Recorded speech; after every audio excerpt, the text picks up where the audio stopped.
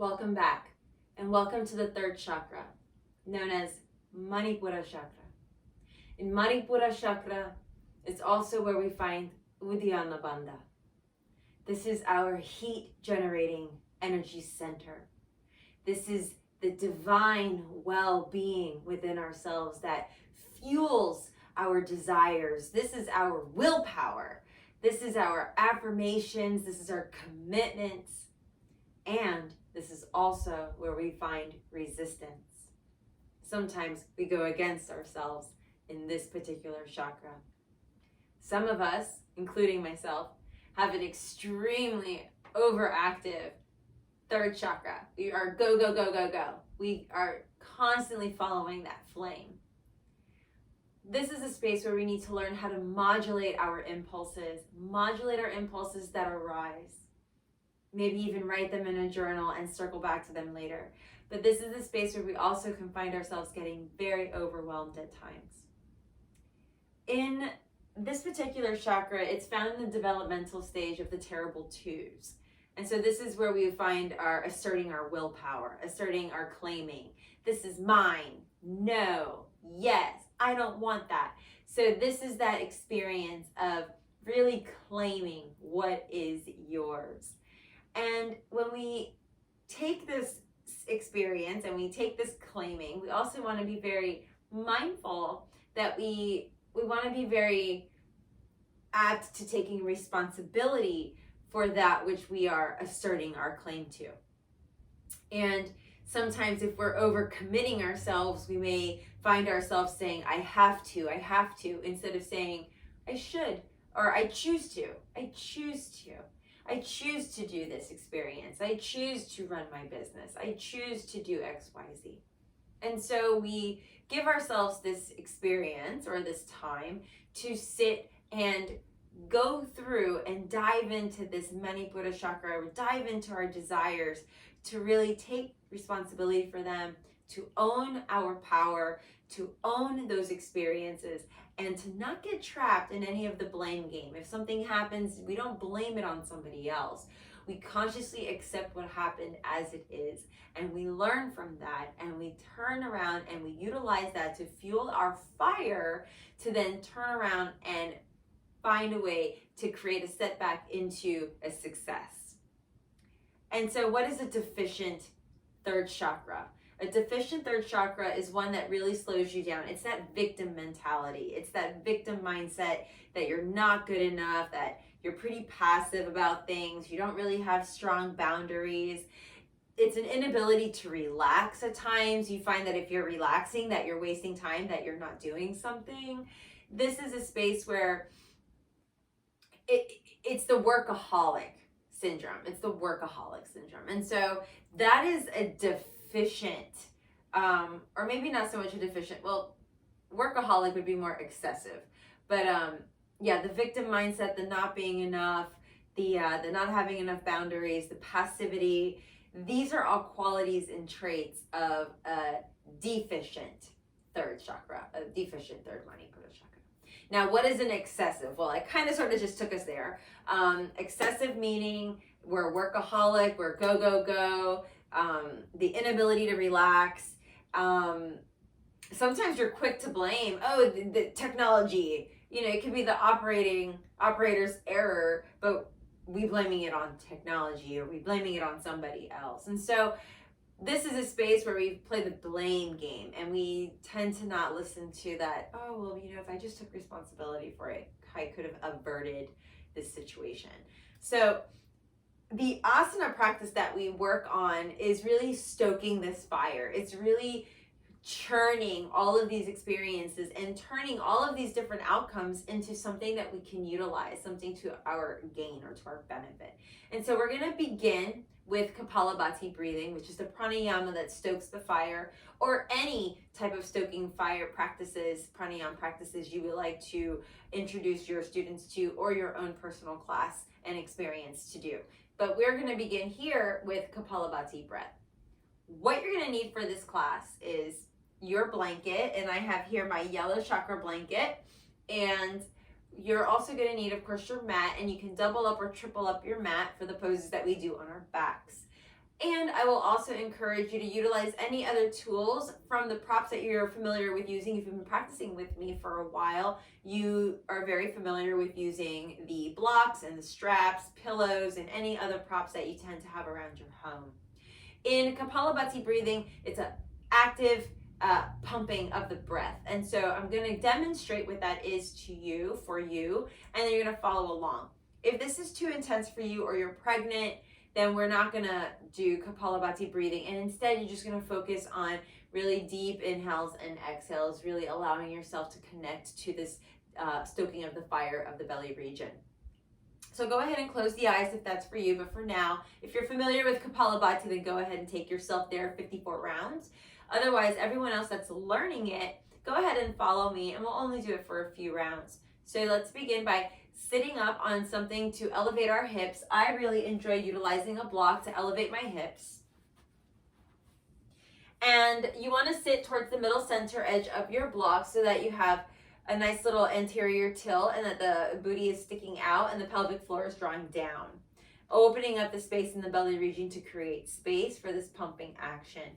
A gentle puckering of the lips here. Those of you that are familiar with this pranayama can go visit or not familiar with it, can go visit our pranayama video for Kapalabhati breathing. And so we're going to inhale through the nose and a very active exhale through the nose while the belly is pumping. So watch me first.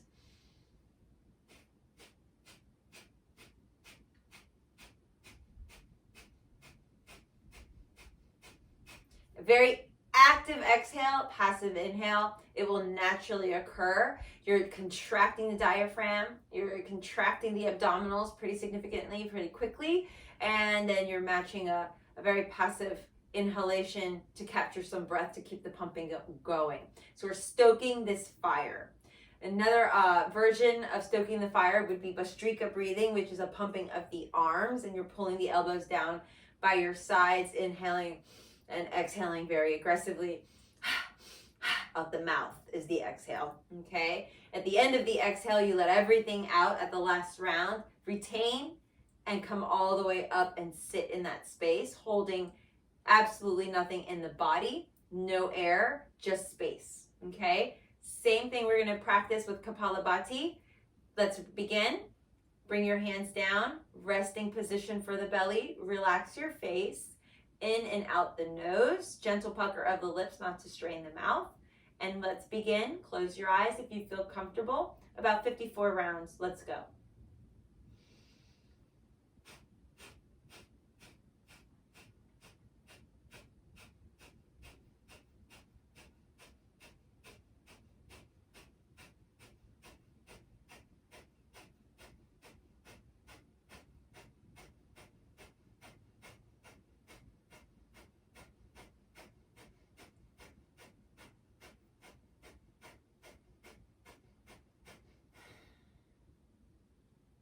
Retain.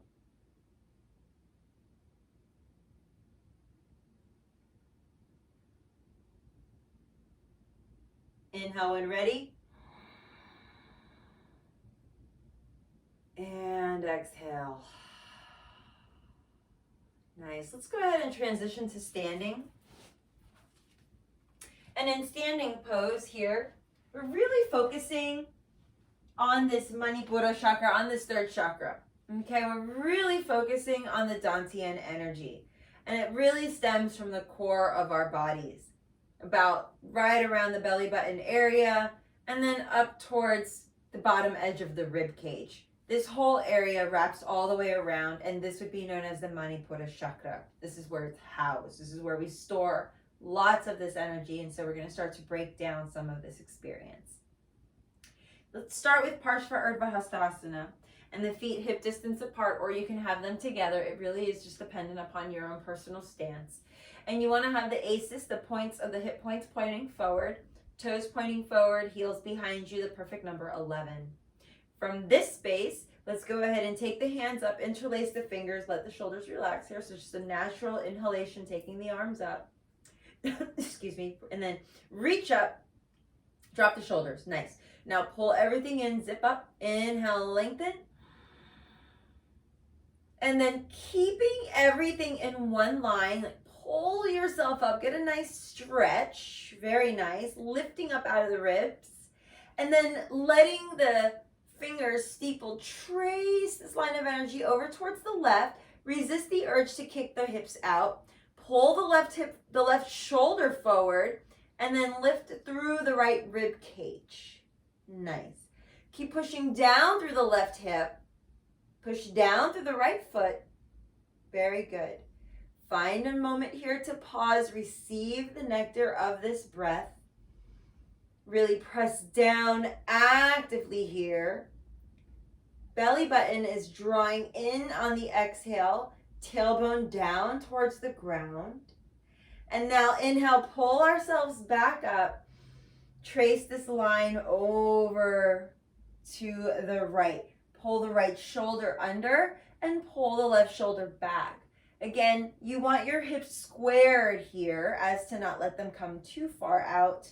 Draw the hips over more a tiny bit to the left as opposed to bringing them towards the right. And you really want to feel some sensation opening up through the rib cage here.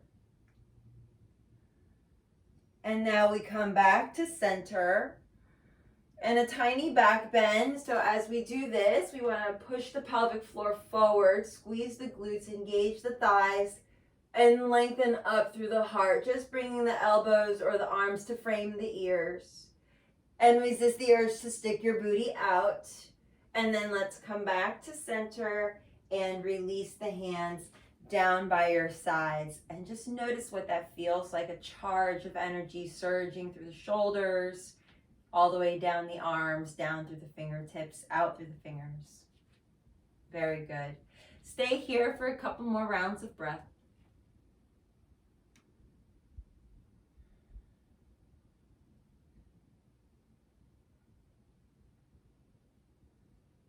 Let's try this one more time on either side. Inhale, reach the arms up, cross your other favorite thumb, steeple fingers, nice and tall. This time, let's tick-tock to the right first. Very good. Don't worry about how far you go, okay? Just really find length through the arms, biceps frame the ears. Really keep the hips squared, pull the navel in, really active core. That's what it's all about, stimulating that Manipura chakra, the channels of energy that are flowing through the core. Back to center. Very good. Other side. Very nice. Don't worry about taking those hips out to the side. Keep them right where they are. And you're just going to roll your right shoulder back, left shoulder forward a tiny bit more. Very good. And breathe. Nice. Let's come back up, stimulating all this energy. And we're going to just back bend a very itty bitty bit. So remember to squeeze everything through the midplane. Hips forward, lift the chest, trace the fingers back, biceps frame the ears. This is not a very far back bend. You don't have to go far. And then we return back to center. And please clear the space. Bring the hands down by your sides and just sit with the sensation for a moment. Sit with the feeling. What are you experiencing?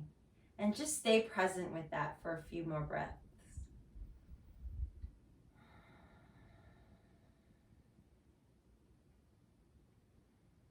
We're going to transition into some bioenergetics again. So into this, we've been transitioning to bioenergetics throughout the chakra series so that you could really feel the pranic energy flowing through the body.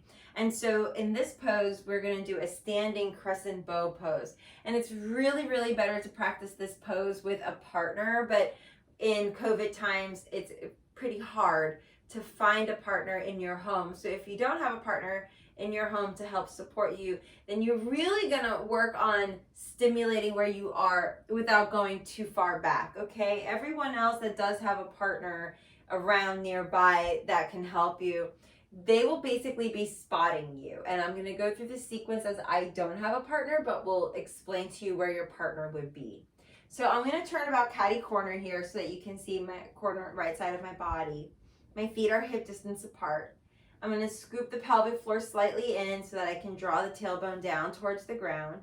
Squeeze the glutes and engage my thigh muscles, pubic bones tucking forward. From here, I may have somebody placing their hand at the middle portion of my back at the lumbar spine and then their other hand right at the nape of my neck, or right at that C3 and 4. And they're gonna just support my skull as I lift my chest. And then from here, I would even encourage you to walk your feet out even wider, maybe even about hip distance or wider. And then from this point, stay here present, and you should feel an activation in the core already. Really ignite the fire through the legs, up through the middle portion of your belly, up through the chest. You might even take the arms up, and the biceps are gonna frame your ears. You might be shaking here already. Excellent. This is where you find the sensation of Manipura chakra. It's a very powerful charge, very, very challenging posture. Doing it right, you will be feeling the whole body shaking, a lot of heat rising. You might start to sweat pretty immediately, actually. Notice the breathing in the chest and in the belly and where it's shifted. Notice your legs, gentle, tiny bend of the knees, not to hyperextend. Again, lacing the ribs up towards one another, leaning back ever so slightly. This is where your partner is going to make sure you don't fall back. All right, another option is to take a strap around a door and place it around the body and let your body rest into the strap to support you as though you're using it on the wall. Some wall rope yoga. And then let's come all the way back up. Inhale. Very nice. And then exhale, let that all go. So just pure energy through the whole body. Shake that all out. I know that was really challenging, really intense. So the more you get used to doing that, the further back you can go without any support. So it's really pretty powerful in the core to see the strength of your Manipura chakra. Let's transition now onto the ground into our pulsing plank. And this pulsing plank is gonna have a ha at the end. So on the exhale, it's gonna be ha, ha, ha. So it's a lot of this hara breath that stokes the fire once again, the apana, the heat that presses and destroys everything that goes through so that it processes the waste. So let's go ahead and come into plank. And in this particular variation, our hips are gonna pulse up. All right, so that this exhale is gonna lift the hips up slightly, but not all the way up into downward facing dog. So check it out. You're coming into the plank, right? And now from here, the exhale is going to take your hips up. So we go, ha, ha, ha, ha, ha, ha, ha, ha, ha, ha, ha, ha, ha. And you can continue for as long as you like. Typically and traditionally, you'd want to do up to 8 to 12 of those in one rep, and then repeat a second rotation, even up to a third rotation, resting in between, inhaling and exhaling. Remember that the pulse up is not up to downward dog, okay? It's just that, just a little bit, and then pull yourself back to that plank position. On the exhale, and back to plank position. Let's go ahead and take it down to the Sphinx pose. Sphinx is going to be pretty similar to what we just did. This Sphinx forearm pulsing back, okay? And once more, we want to measure the distance between the arms here so that the shoulders are hip distance apart. I'm sorry, the shoulders are not hip distance apart. The elbows are shoulder distance apart, y'all. Really? Come on now. Now that'd be something. So now let's go ahead and come into this beautiful plank here. All right, so here's Sphinx. We're in the Sphinx pose and your toes are tucked because we're gonna pop up. So Sphinx, and Sphinx is also a really sweet modification, y'all. If you just wanna stay here and allow that belly to open and let your belly press into the ground and notice what your breathing is like, I would even invite Kapalabhati breathing here. If you're not going to do the pulsing forearm push-up plank, okay? For everyone else that's going to do the pulsing push-up plank, your toes are tucked. On the exhale, we come up, or we pulse up. Inhale. ha, ha, ha, ha, ha, ha, ha, ha, ha, ha,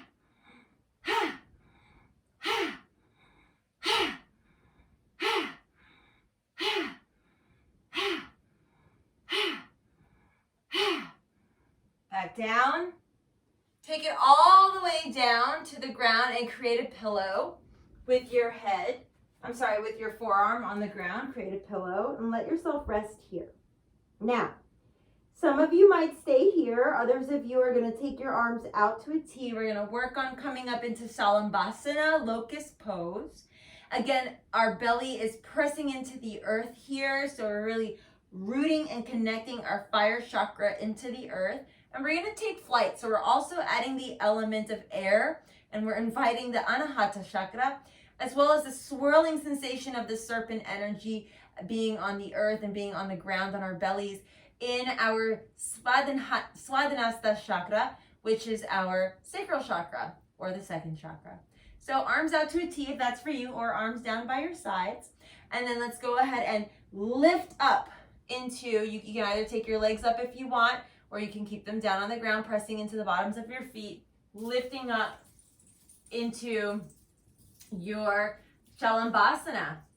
And if you'd like to stay here, stay here. If you'd like to add some breath of fire,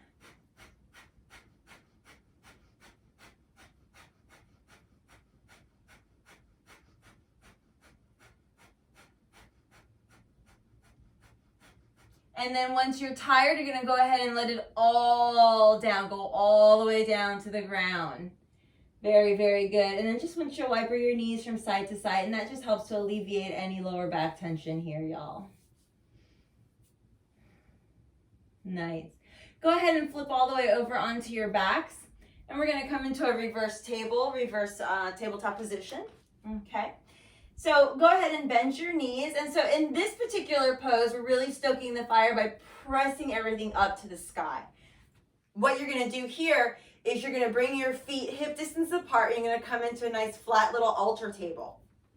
Your hands can either press away from you, or your fingers can point to you, okay?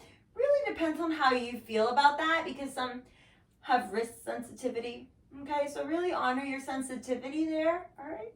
I'm going to bring my fingers to point towards me because it feels really good for me to do that. And then my feet are going to be hip distance apart, same distance as my knees. The knees don't come in. Everything is in the same plane. We're going to bring ourselves up into this table position. Nice. From here, let's do about 10, all right? So we're going to pulse up on the exhale. Inhale, and the hata breath, again, ha, up to the sky. Ha, ha, ha, ha. Ha, ha, ha, ha, ha, ha, ha, ha, ha. Now, for those that wanted more, you could take your leg up and inhale, exhale, or out in front of you. Inhale, exhale, and that will add a lot more fire stoking if you so choose. We'll come back down to earth. And go ahead and stake that right leg out. And we're going to bring the left foot over the right, coming into Ardha Matsyendrasana, okay? Coming into the twist. So now we're wringing everything out through the midline here in our third chakra. We're twisting, we're letting go of the toxins, we're really igniting everything through the digestive tract. We're allowing into Apane, all the way down into our waist. So arms lift. If that's not for you, you can hug yourself here. Please also keep in mind that if your left foot doesn't come over the right foot, then keep it towards the inside of the leg. That way you're not straining, okay? And I'll do the modified version on this side for you, and then on the other side, I'll show you the full. Your left hand is gonna come behind you as though you're creating like an additional spine. You're creating an additional support system.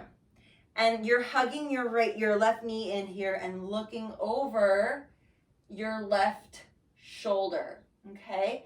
So just take note where you're at, and then see how soft and loosey-goosey my right foot is? Go ahead and flex your foot and add some energy, add some intention into this space. Really start with grounding and then flowing and then heating and noticing where you're at right now. And then just hang out here for a few rounds of breath.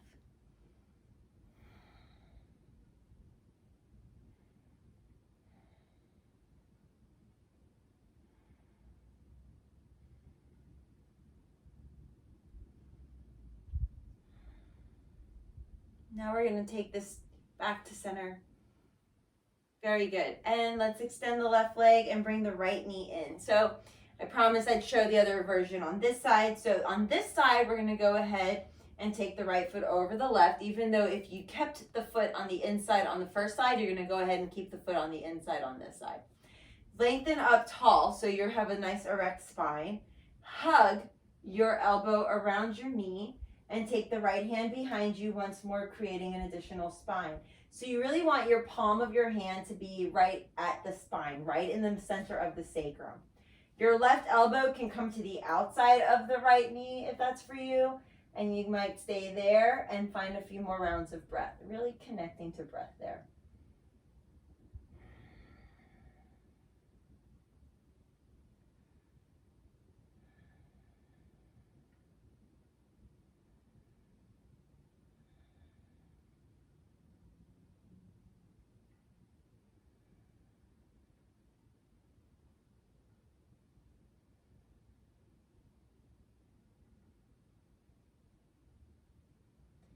And now come back to center. Nice. And come to sitting on your heels. And if that doesn't work for you, then find a comfortable position that does, or back to the same position that we started with. Belly nice and open, flooding open, very happy and lazy, very Ganesha type belly. And then let the shoulders rush down by your side. And let's practice our pranayama once more. Kapalabhati breathing to stoke the fire. At the end of the last exhale, we're going to retain the breath for just a moment and then rest in Shavasana if that's for you. Let's go ahead and close here with Kapalabhati breathing on your next breath. Let's begin.